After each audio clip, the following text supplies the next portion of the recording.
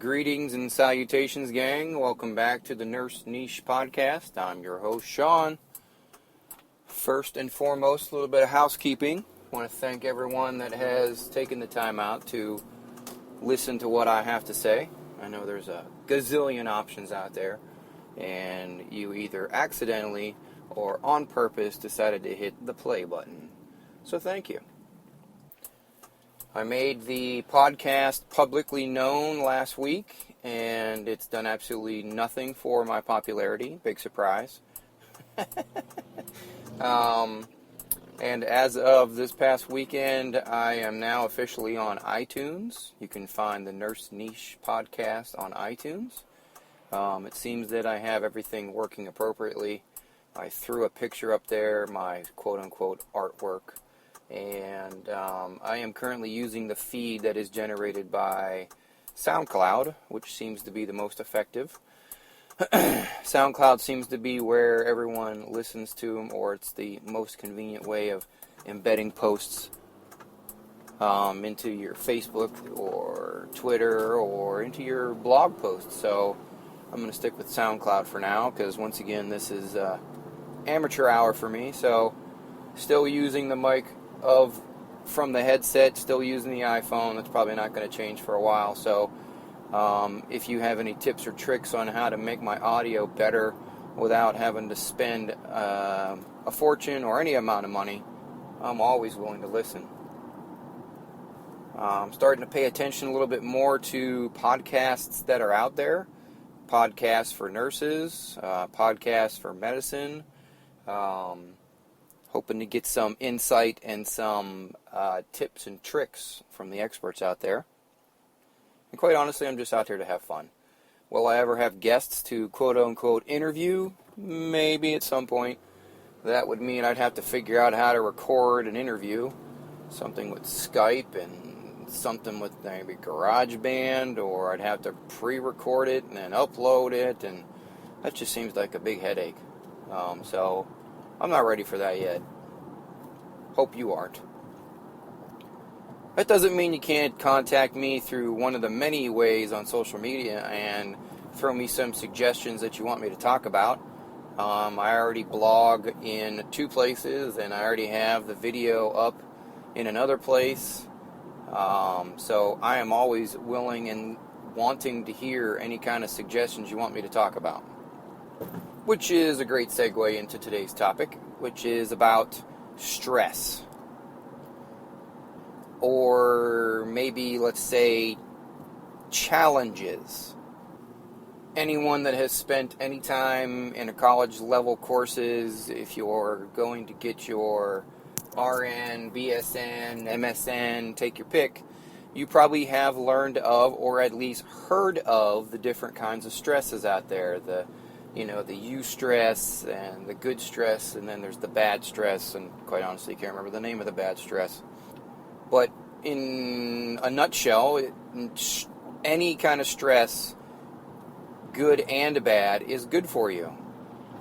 I think it's how you handle the stress is where we start talking about good or bad for you as to whether or not you with a certain level of stress and a certain level of stimuli, stress can actually do some pretty harmful things to your body, do some pretty harmful things to your mindset. So I don't want to automatically say that all stress is great. So don't go thinking that you need to be stressed out in order to be happy, healthy, and successful. So I'm currently talking about the eustress, the stress that you need. You need a certain amount of stress to grow. You need a certain amount of stress to get better. It's the struggle from that stress that helps you grow, that helps you fight the good fight. It's that struggle that makes you better, and it's the better that makes you better prepared for the next struggle. And each time that you have a struggle, each time you are confronted with a struggle, you get better at handling the struggle. Let's think in simple terms. When you first became a nurse, or better yet, let's dial it back even farther. The first time you were a student nurse and you had to care for another human being, whether you were on your own or that first med pass, whatever the case may be. The first time that you had to interact or confront that stress, you were probably not that great at it. You probably stumbled. You probably had to do something twice or three times. You were not the most efficient at doing whatever it is you needed to do. Each time that you went back and did it again, each time that you took care of that patient, each time that you took care of and had to deal with whatever stress it was, you got better. First it was, oh my God, I have to take care of another human being. Then it was, oh my God, I got to take care of 2 patients, 3 patients, 4 patients, 7 patients. Then it was, oh my God, I have to take care of a really sick patient. Then it was, oh my God, I have to take care of 2 of those patients or 3 of those patients. Then it was, I went from caring for them to managing other nurses who are caring for them. You're seeing the line of thought I have here, is that as time goes on, as you confronted that stress, as you battled with that struggle, you got better. It's the struggle that gets you through to the end. It's also the struggle that helps you prevent failure. Failure at any small task to any large task. The only way a muscle grows, the only way that you get smarter, the only way that you get better is to impart some sort of stress on it.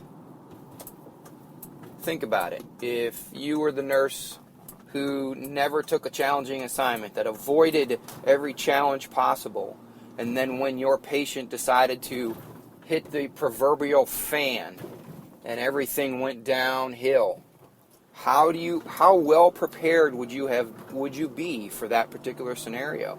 And I'm not talking like having to run a code and having to know the meds and mix this and titrate that. I'm talking simple. I'm talking being able to do chest compressions. I'm talking be able to manage an airway, meaning that someone is not exchanging oxygen as good as they should. What's the next step? Am I smart enough? Am I knowledgeable enough that under stress I can think clearly? You already have it built into your system as a nurse because nursing school teaches you the struggle. It throws the struggle smack dab in your face, and it wants you to sink or swim. This sink or swim attitude, which we've talked about before, is not the greatest of learning environments, but it is a surefire way of getting your attention. The whole point of my podcast today is that I want you to think about struggle and stress as a good thing. I'm not saying invite it and go looking for it, but when it happens, when it shows up on your doorstep, when it gets put into your lap, don't run away from it, don't avoid it, figure out how to get through it. The most successful people out there are the individuals who have had to deal with struggle, who have figured out how to climb over the wall, climb over the mountain, traverse the obstacle instead of turning around and going the other way, instead of trying to go around it. The best practice that you can create for yourself as a nurse is learning how to deal with stress effectively and productively, because stress is never going to go away. You're going to have it nonstop while you're on the floor. And it's not just in the hospital, in the office, in the OR, traveling. Take your pick. Stress is about as common to nurses as blood pressure. And there's the irony. And I didn't even mean to do that on purpose. Is that your blood pressure is going to rise every time you have some sort of stress. Quid pro quo there. Don't foolishly dive in head first trying to fix it in a haphazard way. You need to have a plan. You need to have a process. You need to develop the skill of being able to think clearly while under stress. I guarantee you, the more that you do it, the better you will get. The more that you can develop that skill, the easier your entire career is going to be. I'm not going to get too philosophical or metaphysical with you, but it compares to everything else in your life too, is that the more that you can productively deal with stress, the better you're going to be, the less you will fail.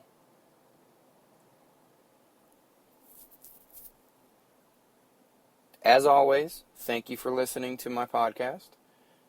Be sure to reach out. Let me know that you've taken a couple minutes and listened to it. Tell me how horrible it is. Tell me how raspy my voice is. Or if you happen to enjoy it, if I imparted some sort of positive wisdom on you, be sure to share that too.